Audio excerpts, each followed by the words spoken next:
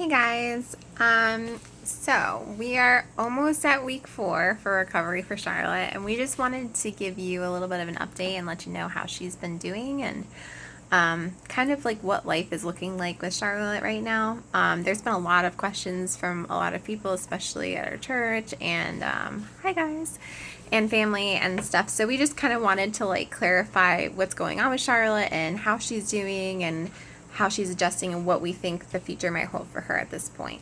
So she's been working with her physical therapist and occupational therapist weekly for the past 4 weeks. And we've been doing a lot of stuff at home to help her just kind of recover.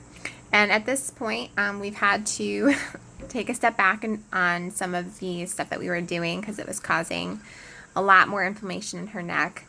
And it was causing her to have trouble even walking for a time period. So we had to revoke her privilege or her ability to ride her bike and scooter.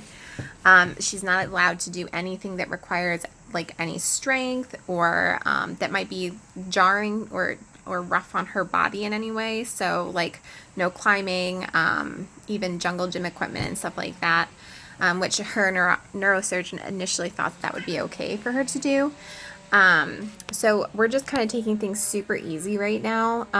She still is having quite a bit of inflammation in her neck, and it's definitely causing some issues at home. She is right now completely dependent on Alex and I to take care of all of her needs.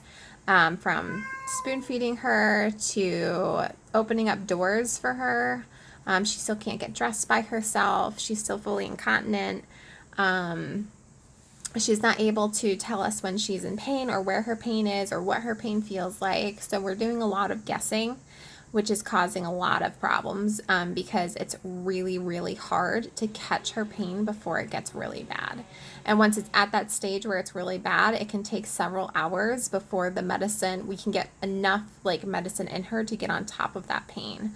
And that was really kind of the battle that the doctors were the most concerned about, especially with her kind of like reverting back to that nonverbal state when she's in pain or when she's overwhelmed with anything.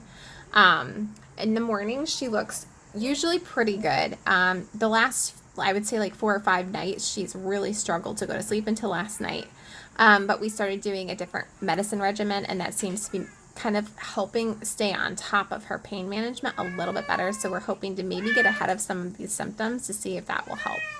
And maybe we can start moving forward a little more with her recovery. So anyway, we have no idea what her future is going to look like at this point. If things don't improve from the baseline that they are right now, we're looking at potentially having to apply for disability for her.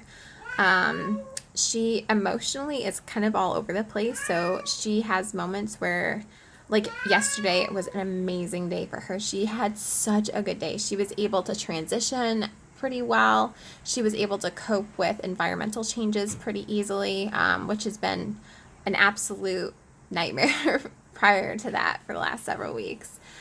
She just seemed much happier and like calmer yesterday, and we were just so excited to see that because for us, like, we felt like we were seeing more of our Charlotte, like the Charlotte that we knew before everything started regressing. So like the Charlotte of last year. She's still super confused, gets very confused about things. Her speech has been really weird. So sometimes it's pretty clear, but other times we can't really understand anything that she's saying. Or it's very difficult to understand like her language because she's using words that don't make any sense in the sentences. So, or she'll like refer to things, but it's completely out of context, and we can't figure out how she's trying to relate subjects. So that's been very challenging.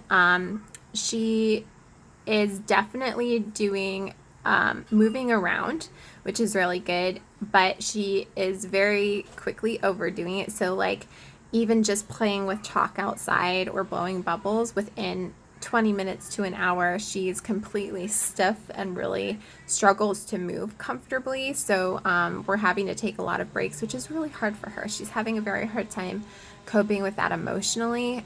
She just wants to be like all of her friends. She wants to be like Evie, who can just go run and play, and she wants to be independent. And I think it's been very challenging for her that she's so dependent on us to meet all of her needs right now. Even this morning, she was really frustrated because she couldn't pull stickers out of her sticker book without help. And there are moments when Alex and I aren't always like available to be just sitting next to her doing everything for her. And she doesn't want that either. She wants to be independent and do this stuff by herself. So that's been a very big challenge that we're just trying to work through.